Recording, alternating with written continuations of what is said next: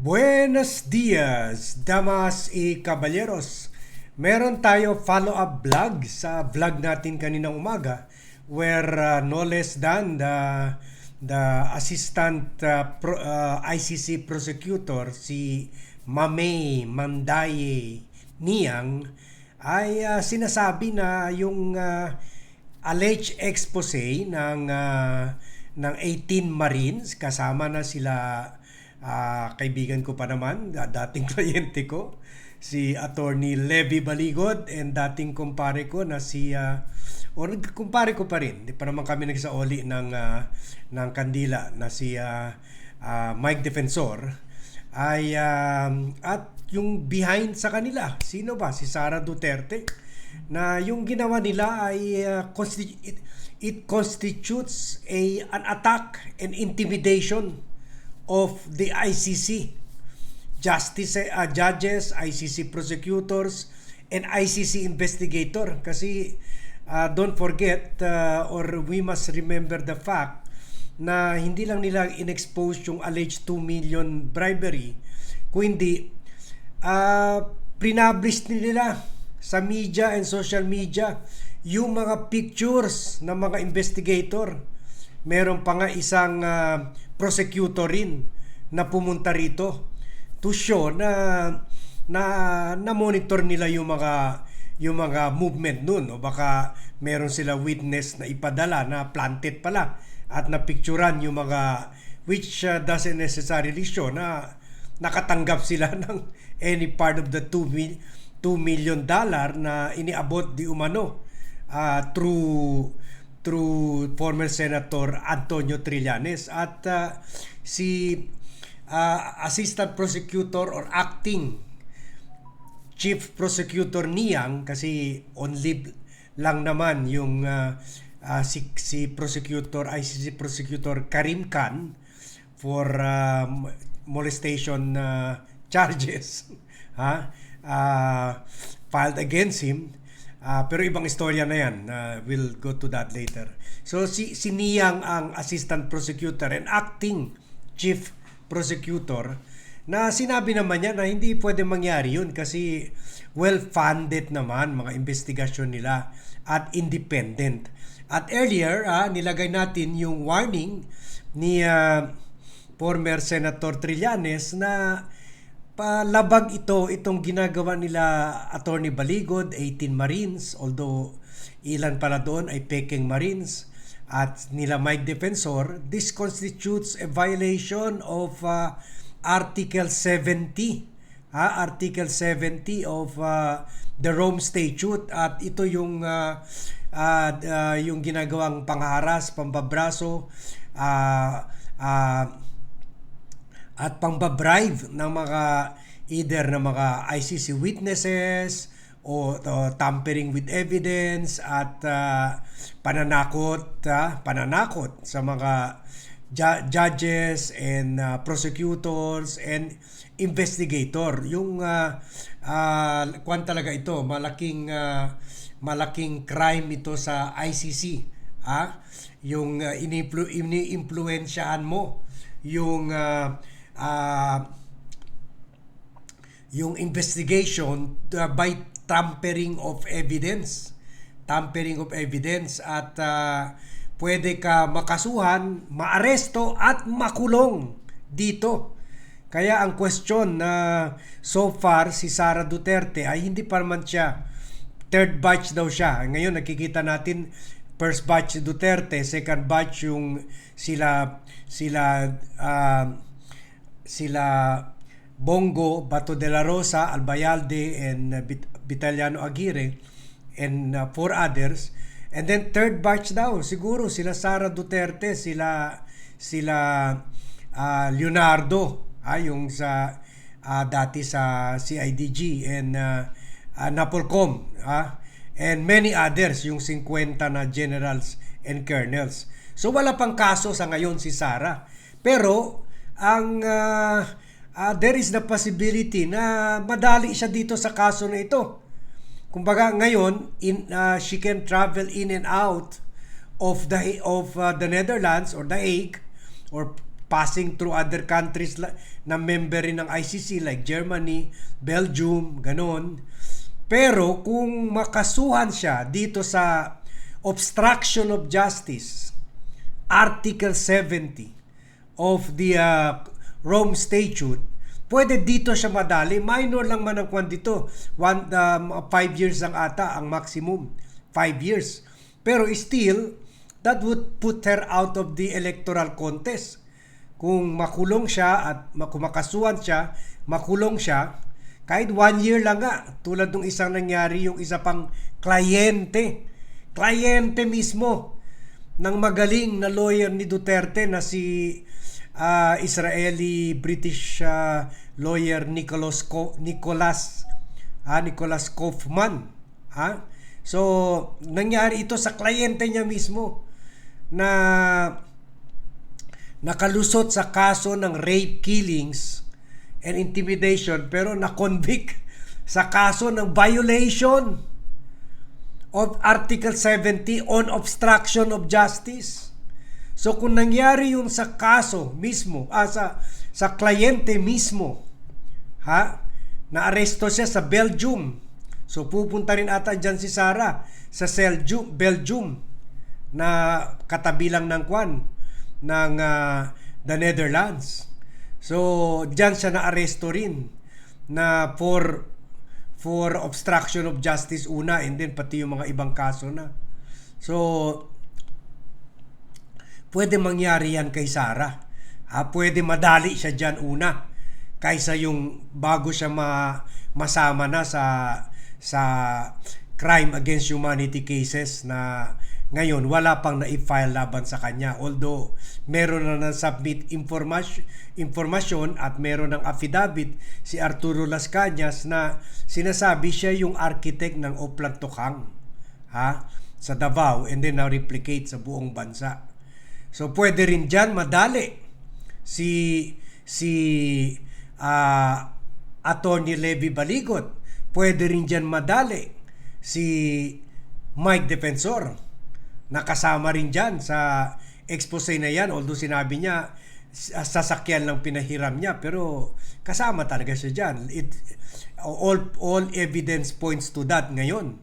So pati ang mga 18 Marines, kumbaga kung pwede dito maaresto sila kung nakasuhan na sila for obstruction of justice.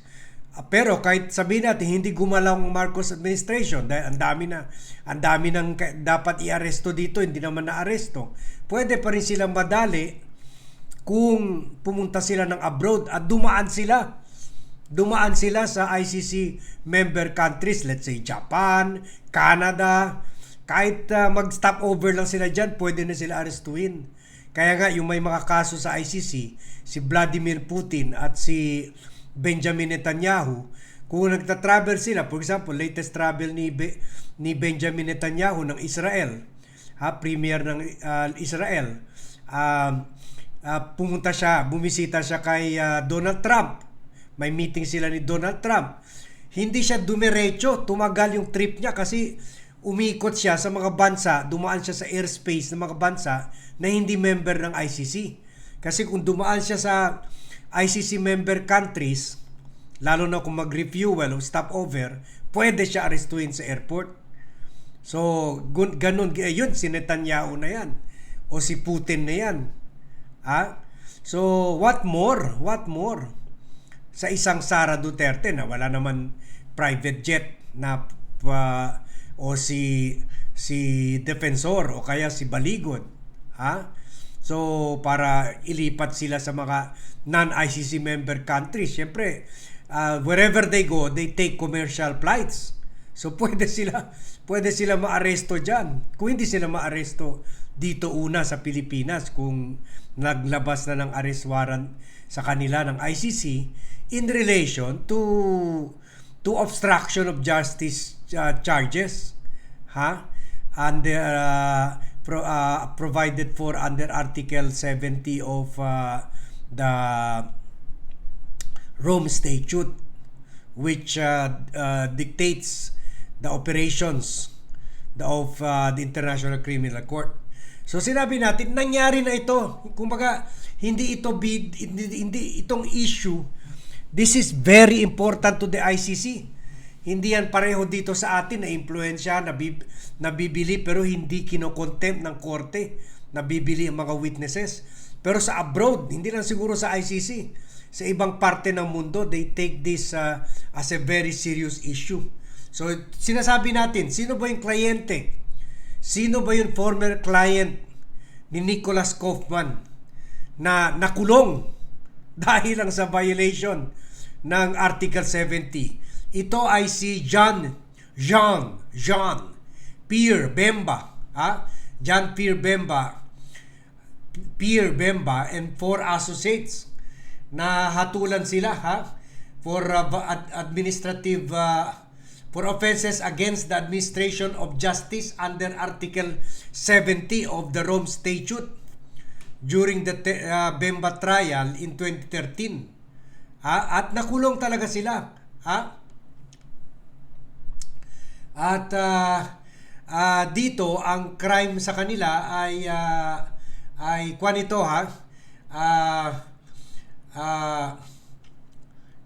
kwanito Vice President ng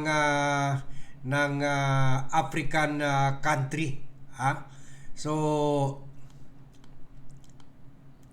Kenya, I believe Kenya, no? So he was initially accused dahil sa rape, dahil sa mga naganap na nung vice president siya ng Kenya na Congo, I think Congo. Sorry, hindi wala dito sa research ng VAT team na lagay yung lugar. Pero I believe Congo siguro, Congo. So, yan. Originally, he was accused of war crimes. Alleging that he was responsible for 5 counts lang. Ito 5 counts lang of crime against humanity for murder, rape, and war crimes. Murder, rape, and pillaging, yung pagnanakaw, yung mga sinusunog, yung mga lugar nila. At he was even convicted in 2016 for crimes against humanity and sentenced to 18 years in prison. Pero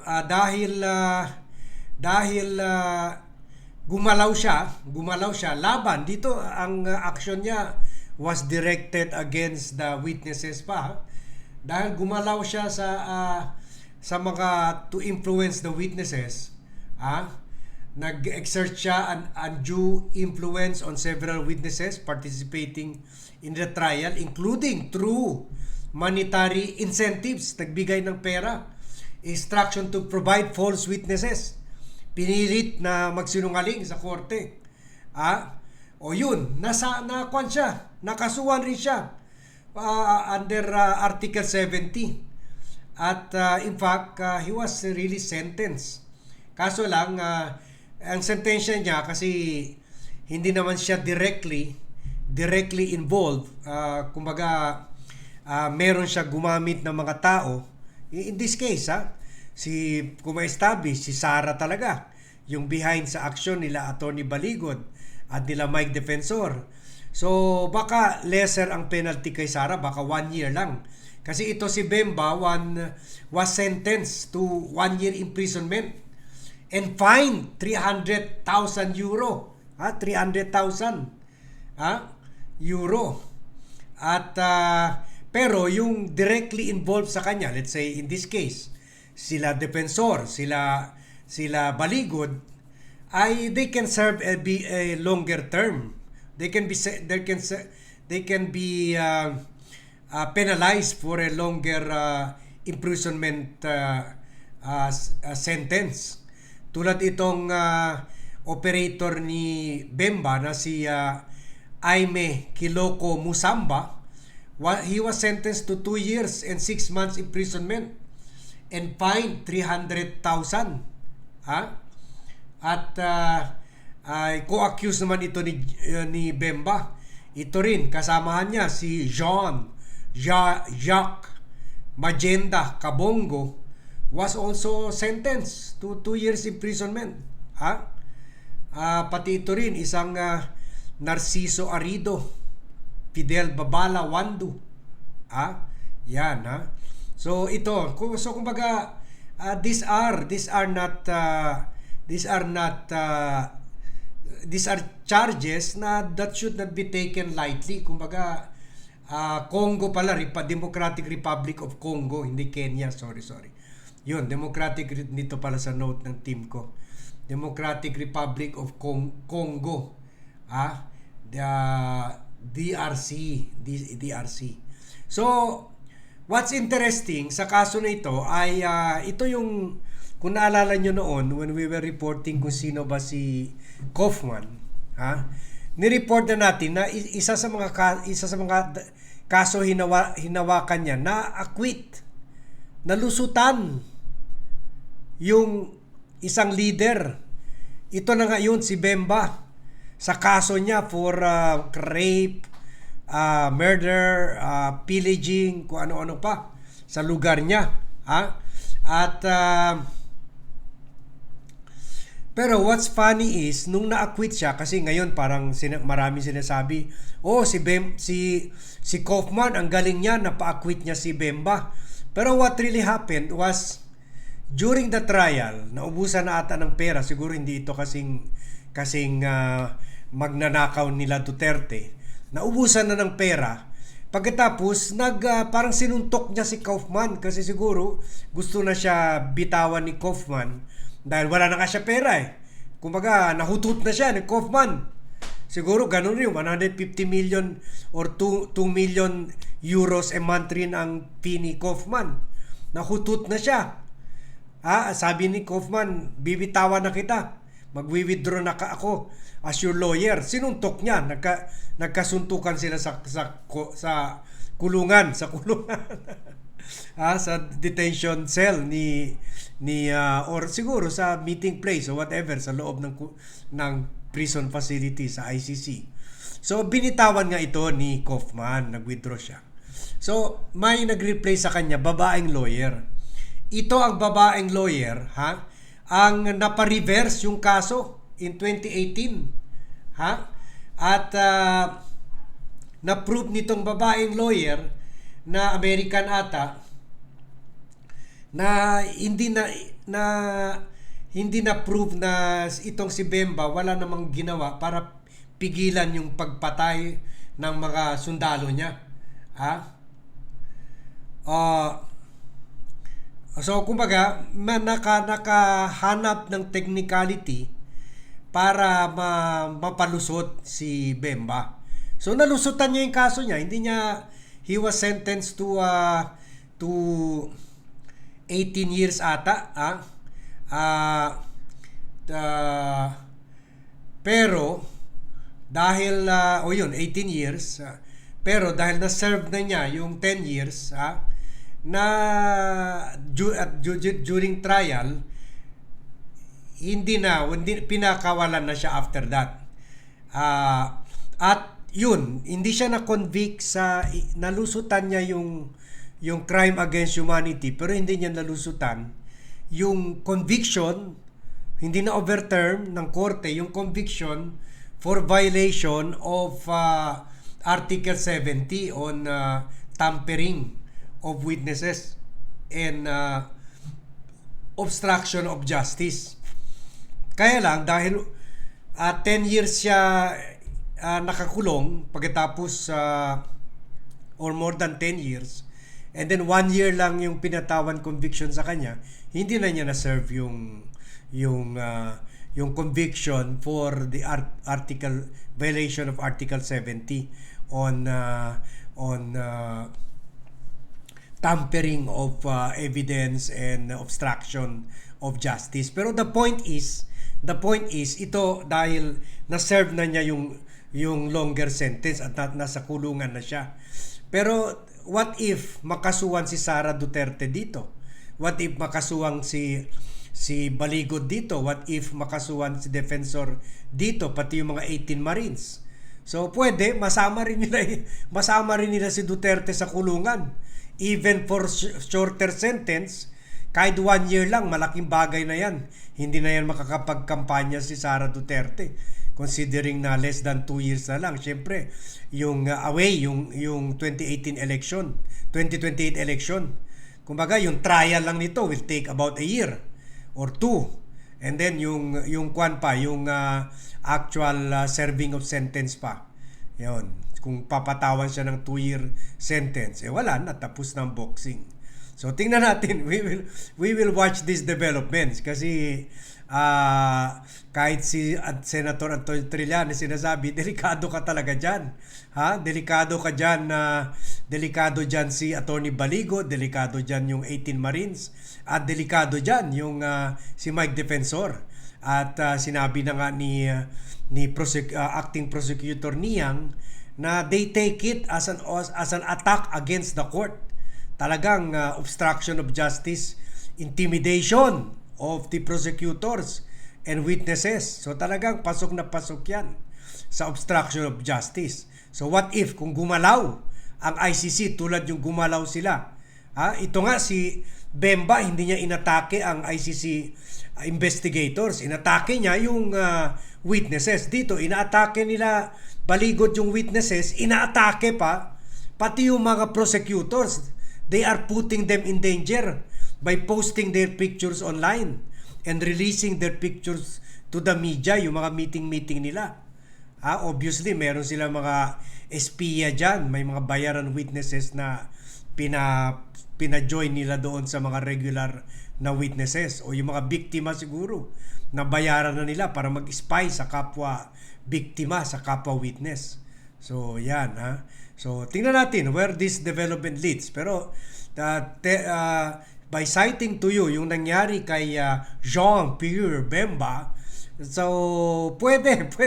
Pati yung associates niya, yung mga chihuahua niya, dito rin yung mga DDS, delikado rin. Yung mga tao behind dito sa 2 million alleged expose at paninira, pag-obstruction sa investigation na ginawa ng ICC investigators.